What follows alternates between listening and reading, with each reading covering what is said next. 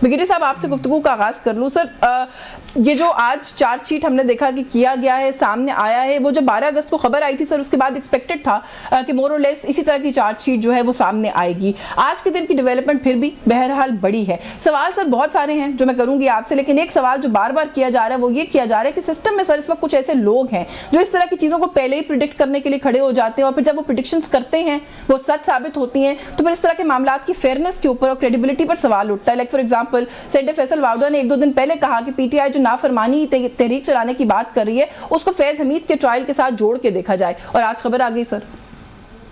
देखिए, इसमें ये पता है ना कि क्लियर और इसमें ज्यादा नजर भी आती है। हाँ। कि जब 12 अगस्त को ये बात हुई थी और उनका बताया था कोर्ट मार्शल हो रहे हैं, उनके चार्जेस थे, मल्टीपल चार्जेस थे, और मल्टीपल चार्जेस में सबसे जो अहम चार्ज था वो ये था कि आप रिटायरमेंट के बाद 2 साल तक किसी पॉलिटिकल एक्टिविटी में हिस्सा नहीं ले सकते हैं। और रिटायरमेंट से पहले ही, बल्कि आई वुड से कि बानी पीटीए के साथ और उनकी पार्टी के काफी इनकी असर सोच था।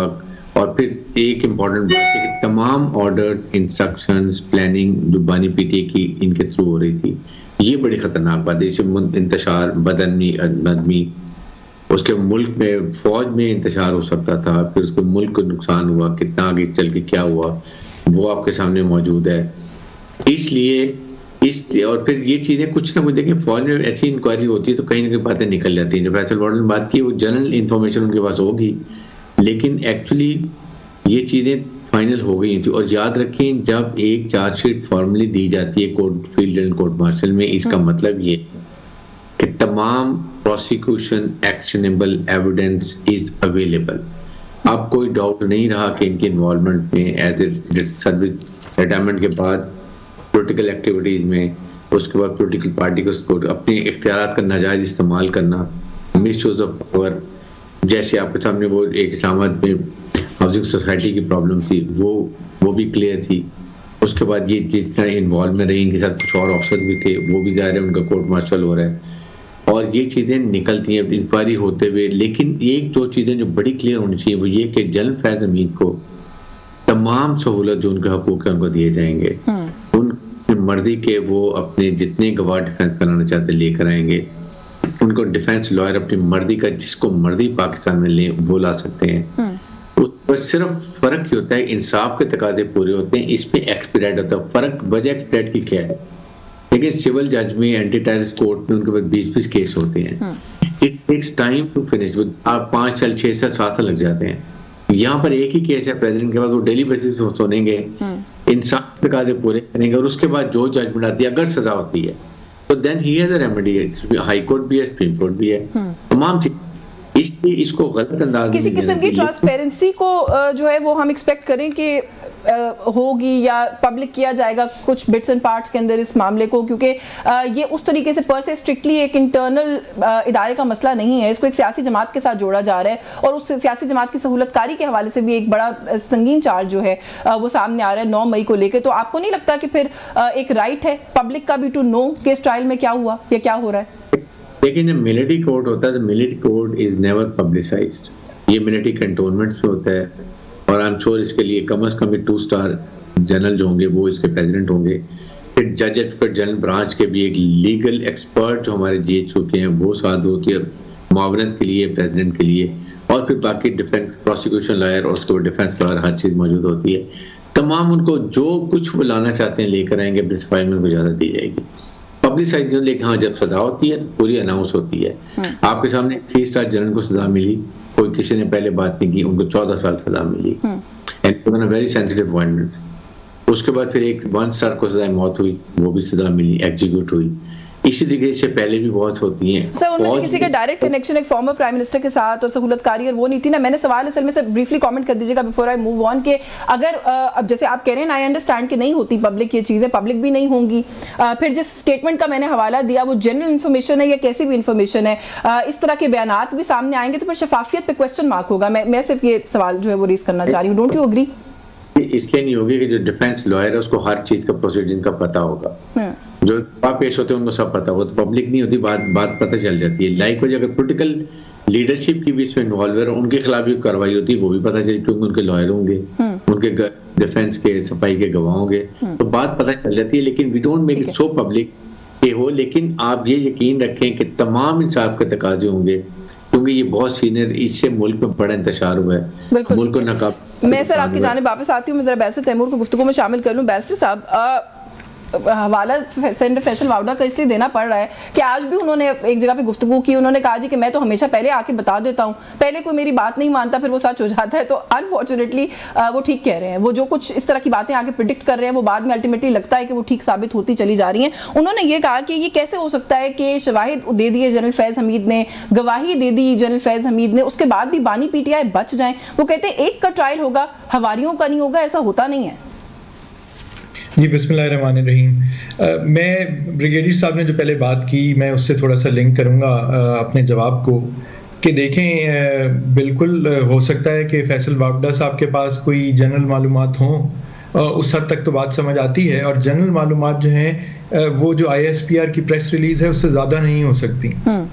प्रेस रिलीज़ क्या कहती है कि इस वक्त चार्जशीट किया गया है जो अगस्त में मामला शुरू हुआ था उसके ऊपर, और उस वक्त का मामला आपको पता है मेनली प्रॉपर्टी रिलेटेड इश्यूज पे था, या अब जो बात सामने आ रही है कि सियासत में मुदाखलत के ऊपर अपने 2 साल के टर्म के अंदर। सो जो बाकी बातें हैं, जो ये बात की गई कि कोई 9 मई से लिंक कोई बातचीत है, वो तो अभी भी प्रेस रिलीज पढ़ के कम यही लगता है कि वो अभी तफ्तीश के मरहले में है। सो मेरे ख्याल में ये जो फैसल वावड़ा साहब अब एक अगली बात कर रहे हैं और पाकिस्तान तहरीक इंसाफ के बानी चेयरमैन को उससे लिंक कर रहे हैं किसी तरीके से, सो इसका कोई अंदिया ना हमें प्रेस रिलीज में मिलता है ना कोई और मालूमात हम में से किसी के पास हैं। सो उनके पास कोई प्रेस रिलीज बड़ा क्लियरली कह रही है कि 9 मई के जो इंसिडेंट्स हैं उनके अंदर इन्वॉल्वमेंट है और पॉलिटिकल इंटरेस्ट वेस्टेड कुछ थे उनके। तो सर 9 मई का तो इस वक्त सारा ओनर्स मुझसे बेहतर आपको पता है कि किसके ऊपर है, आप लोगों के ऊपर है, मास्टरमाइंड किसने किया, क्या कहा जा रहा है वो भी आपको मुझसे बेहतर पता है। तो फिर कनेक्शन तो सर है ना। अब वही बात है, अगर आप चाहते हैं कि प्रेस रिलीज में नाम लिख के कोई दे दे इमरान खान का, वो तो नहीं आएगा। नहीं देखें, फिर तो क्यास आराइयाँ हैं ना जी इस वक्त। मैं सिर्फ ये कह रहा हूँ कि वो जिस तरफ जा रहे हैं और जो बात कर रहे हैं उसका कोई हतमी तौर पे हम में से कोई उसके ऊपर रद्द-ए-अमल नहीं दे सकता। उसकी वजह है कि वो इन्फॉर्मेशन अवेलेबल ही नहीं है। ब्रिगेडियर साहब ने जिस तरह कहा, और मैंने भी तीनों अफवाज की तंजीमों के जैक ब्रांचेस को सपोर्ट किया हुआ लीगल मैटर्स के ऊपर, और बिल्कुल वो एक तरीके से चलते हैं। तो मुझे नहीं समझ आती कि वावड़ा साहब को कहाँ से क्या इन्फॉर्मेशन मिल सकती है और मिल रही है। जहां तक बात है as somebody who understands the law, आप जाहिर है आप प्रैक्टिस करते हैं लॉ, फिर आप कह रहे हैं कि आपने इन इदारों को भी कहीं ना कहीं रिप्रेजेंट किया या काम किया है कहीं ना कहीं उनके साथ, आपको लगता है कि किसी स्टेज के ऊपर, बिल्कुल एक लीगल सवाल पूछ रही हूँ, कि कनेक्ट किया जा सकता है बानी पीटीआई को इसके साथ और पार्ट ऑफ द प्रोसेस बनाया जा सकता है उनको? देखें, ये चीज़ आगे फ्यूचर में जाके पता चलेगी, लेकिन मैं आपको मौजूदा केसेस के हिसाब से बताता हूँ। जो आपने बात की कि 9 मई के केसेस जो हैं वो इस वक्त चल रहे हैं, वो किसके ऊपर है ये हम सबको पता है। लेकिन 9 मई के जो ज़्यादातर केसेस हैं उसमें इमरान खान साहब की हद तक तो बेल हो चुकी हुई है ज़्यादातर केसेस के अंदर। कुछ में अब जाके चार्जशीट होकर ट्रायल शुरू हो रहा है, सिविलियन कोर्ट्स में, ATC की अदालतों में शुरू हो रहा है। और वहाँ पर भी अगर आप में से कोई भी जो चलान सबमिट किए गए हैं उनकी आप डिटेल्स निकलवा लें तो वो मज़ाहिका खेज हैं। हाँ। उसमें उन पे कोई केसेस चला के कन्विक्शन, अगर नीचे वाले कोर्ट जिस तरह के हमने साइफर में देखा जिसमें मैं आपको पता है खुद वकील था, हाँ। तो सजा देने को नीचे से कुछ भी हो सकती है, लेकिन जब वो कोई सुपीरियर कोर्ट्स में बात जाएगी तो उनमें कोई दमखम नहीं होगा। तो अगर तो उस तरह के शवाहिद के ऊपर कोई बात हो रही है तो ये तो नॉन स्टार्टर है। तो इसमें कोई ऐसी बात नहीं है, कोई किसी को रोक नहीं सकता केस बनाने से। मैं आपकी जाने वापस आती हूँ, लेकिन वैसे जो बात आप कर रहे हैं कि अगर जनरल रिटायर्ड फैज हमीद की तरफ से कोई शवाहिद दे दिए गए हैं, जो कि कहा गया एक दो जगह से कि दिए गए हैं, तो हो सकता है वो जिसको आप कह रहे हैं कि वो नॉन स्टार्टर है, हो सकता है कि वो फाइनली कोई ऐसी चीज आ जाए सामने जो कि सब्सटैंशियल हो। मैं इसके ऊपर भी बात करती हूँ आपसे। मैं डॉक्टर साहब को गुफ्तगू में शामिल कर लूँ। सर, इंपॉर्टेंट बड़ी खबर, बड़ी डेवलपमेंट है, और 9 मई के साथ जो है वो कोई कनेक्शन है जिसको सेपरेटली इन्वेस्टिगेट किया जा रहा है, ये भी हमें बताया गया है। 9 मई को लेकर से जुडिशल इंक्वायरी की जाए, उसकी एक जो है वो दरखास्त भी ज़ेर समाअत है, आज भी उसकी हियरिंग हुई है। जुडिशल इंक्वायरी की किसी किस्म की जो डिमांड इस वक्त चल रही है, पहले तो मुझे बताएं आप लोग उसको सपोर्ट करेंगे? क्योंकि 9 मई वही बात है कि अब ये इतना फैलते जा रही है ये बात कि आपको नहीं लगता कि एज गवर्नमेंट ऑल्सो समेटी जानी चाहिए ताकि क्लैरिटी आ जाए? देखें, दो चीज़ें हैं। इंक्वायरी की तो तब ज़रूरत है कि जब आपके पास एविडेंस ना हो। ये इतना एविडेंट है कि जिसमें आपकी देखो ना वीडियोज़ हैं, आपके सारे बिल्कुल सारे चेहरे शनासा हैं, सारी चीज़ें किसने 9 मई किया, कि उस 9 मई में कौन लिंक हुआ। ये बात जो हम करते हैं ना जी कि वो उसकी इंक्वायरी होनी चाहिए। इंक्वायरी तो देखें, आप देख रहे हैं कि ये इस वक्त सपोज दिन है तो हम कहें ये रात है, हमारे पास ये गिलास पड़ा है, हम कहें नहीं जी ये जग है। इसमें तो जग और ग्लास, अच्छा ग्लास जग नहीं है तो नहीं ऐसा ही है। क्यों मिल रही हैं? देखें मेरी अर्ज सुनो, ज़मानतें देखें, कोर्ट के एक अपना स्टाइल होता है, उन्हें वो विटनेस चाहिए, उन्हें वो सबूत चाहिए, वो आप कह रहे हैं एविडेंस है? नहीं देखें एविडेंस, क्लियर एविडेंस है। देखें एविडेंस इससे क्लियर क्या है, आप देखें वो उनकी सारी पिक्चर्स देखें, वो आपके सारे जितने वीडियोस देखें, उसमें वो जो लोग हैं वहाँ पे जलाओ घराव कर रहे हैं, वो जो फौजी तनसीबात पे भी हमलावर हैं, वो जो सारे कोर कमांडर हाउस पे भी, उसमें किसी की भूल है कि वो कौन है और उसका मोटिव कौन था।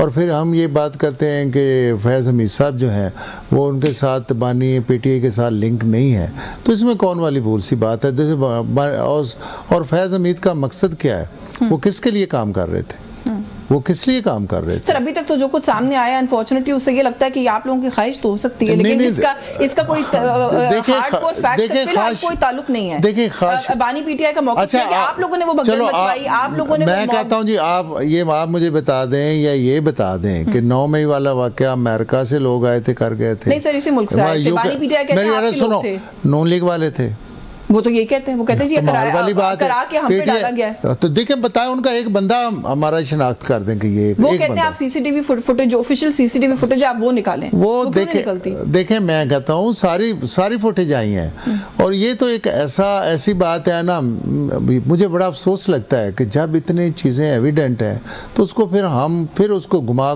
के कहते हैं कि जी उसके सबूत होने चाहिए जी, इसका जुडिशल इंक्वायरी होनी चाहिए जी, इसका पता नहीं कि वो आपस में लिंक कर रहे हैं, तो वैसे जुडिशल कमीशन की जो बात करें आप लोग उसको नहीं सपोर्ट करेंगे? नहीं हमें तो कोई इतराज नहीं है। देखें आईनी कोर्ट में केस है अपना, वो जो कोर्ट फैसला करेगी उसमें हमारा। चलिए मुझे ब्रेक का कहा जा रहा है, ब्रेक से वापस आके इस पे बात करते हैं क्योंकि ये भी बड़ा दिलचस्प है कि 9 मई की जो फुटेज वो उन लोगों ने निकाली है वो आप कहते हैं एविडेंस है, 26 नवंबर की फुटेज वो लोग निकालते हैं तो आप कहते हैं नहीं ये सही एविडेंस नहीं है, ये गलत वीडियोस हैं, ये ठीक वीडियोस नहीं।